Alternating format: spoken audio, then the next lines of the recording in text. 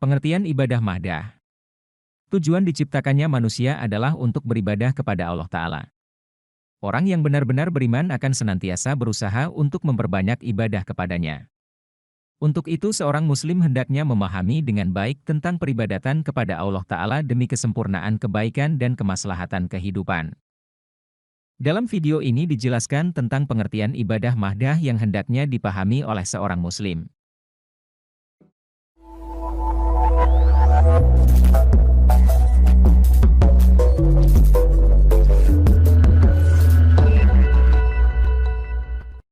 Apa itu ibadah mahdhah? Mahdhah artinya murni. Ibadah mahdhah berarti ibadah murni. Mengapa disebut ibadah mahdhah? Istilah ini disampaikan para ulama untuk membedakan dengan ibadah ghairu mahdhah, yaitu ibadah yang tidak murni.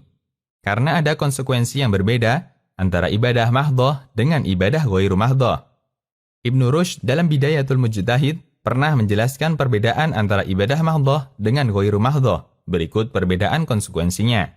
Ketika membahas perbedaan pendapat ulama mengenai wudhu, apakah harus berniat atau tidak, beliau mengatakan, sebab perbedaan mereka adalah perselisihan dalam memandang wudhu. Apakah termasuk ibadah mahdhah, yaitu ibadah yang tidak bisa dipahami secara logika, atau ghairu ma'qul al-ma'na, akan tetapi tujuannya murni untuk beribadah kepada Allah semata, seperti sholat dan yang lainnya. Atau wudhu termasuk ibadah yang bisa dipahami secara logika, seperti membersihkan najis. Lalu beliau menegaskan, karena mereka sepakat bahwa ibadah mahdhah membutuhkan niat, sementara ibadah yang bisa dipahami secara logika tidak butuh niat. Sementara wudhu mirip dengan ibadah mahdhah dan ghairu mahdhah. Karena itulah, terjadi perbedaan pendapat terkait wudhu, karena wudhu menggabungkan antara amal ibadah dengan bersuci. Kita bisa mengenali ibadah yang ghair ma'qul al-ma'na atau tidak bisa dipahami secara logika dengan cara menimbang posisi keberadaan syariat. Andaikan tidak ada syariat yang diturunkan oleh Allah, tentu manusia tidak bisa melakukannya, karena tidak terbayang dalam logika mereka. Andai tidak ada ajaran syariat, kita tidak akan pernah tahu sholat 5 waktu. Kita juga tidak tahu jumlah rakaatnya. Andai tidak ada ajaran syariat, kita juga tidak tahu mengapa zakat mal itu 2,5%. Hanya dikeluarkan untuk 8 asnaf atau golongan. Andai tidak ada ajaran syariat, kita juga tidak tahu bagaimana cara zikir yang benar setelah sholat. Dan seterusnya.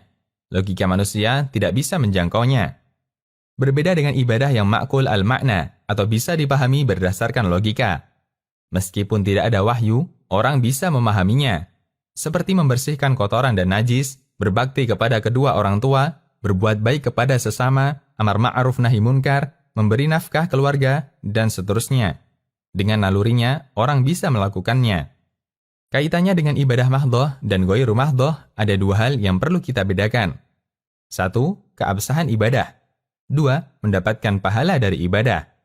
Ibadah mahdhah hanya akan bernilai sah dan berpahala jika dilakukan dengan niat yang ikhlas. Berbeda dengan ibadah ghairu mahdhah. Jika dilakukan dengan niat yang benar, untuk mendapatkan pahala dari Allah, maka ada nilai pahalanya.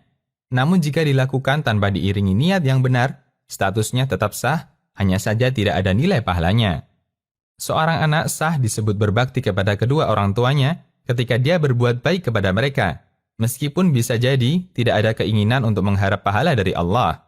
Al-Hafidz Ibnu Rajab mengatakan, terdapat hadis yang sahih bahwa nafkah seorang suami kepada keluarganya bernilai sedekah. Dan dinyatakan dalam riwayat yang lain dengan batasan dalam rangka mencari wajah Allah. Maka hadis yang bersifat mutlak atau tanpa batasan dibawa kepada hadis yang ada batasannya. Demikian, Allahu a'lam. Sobat, jika video ini bermanfaat, subscribe dan share kepada orang tua, saudara, dan orang yang Anda sayangi, semoga mereka juga bisa mengambil manfaat dari video ini. Terima kasih.